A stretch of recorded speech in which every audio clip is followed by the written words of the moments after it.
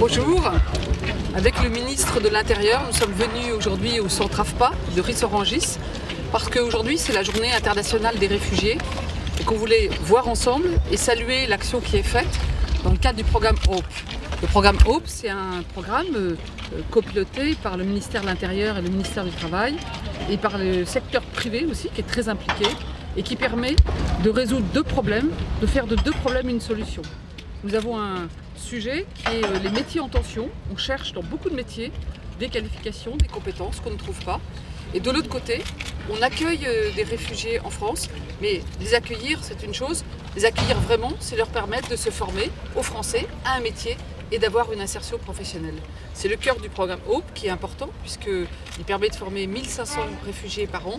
Et nous venons de rencontrer des personnes en formation, des formateurs, des entreprises qui s'engagent dans ce programme et qui ont un degré de satisfaction qui est tous extrêmement élevé parce que ça permet effectivement par le travail une insertion, une dignité, un lien social, une intégration dans la vie française pour les réfugiés, mais ça permet aussi aux employeurs de trouver des compétences et des motivations qu'ils recherchent. Donc c'est un programme gagnant-gagnant et ça nous encourage tout à fait sur notre feuille de route qu'on a décidé pour les 3 ans qui viennent, où on va former 1500 réfugiés à tous les métiers par an, ainsi que dans le cadre du plan d'investissement compétences, on va aussi en former 2000 autres chaque année. Au total, nous pourrons dans les 3 ans former 10 000 réfugiés à tous les métiers qu'on recherche en France. En cette journée mondiale des réfugiés, la France peut être fière. Elle peut être fière l'année dernière d'avoir accordé un titre, la protection, un titre de réfugié à 46 000 hommes, femmes, enfants dans le pays national. Mais ça ne suffit pas, on a une responsabilité, celle de l'intégration.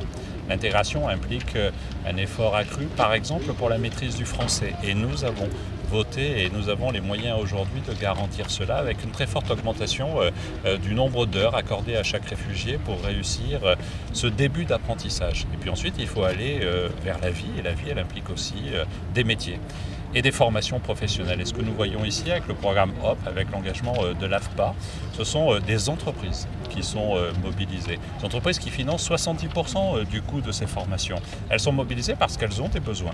Elles ont des besoins sur ces métiers en tension et sur lesquels on a ici des hommes, mais sur d'autres formations, des femmes courageux, ambitieux, qui veulent réussir l'intégration et qui ont compris aussi que la maîtrise technique de métier était essentielle.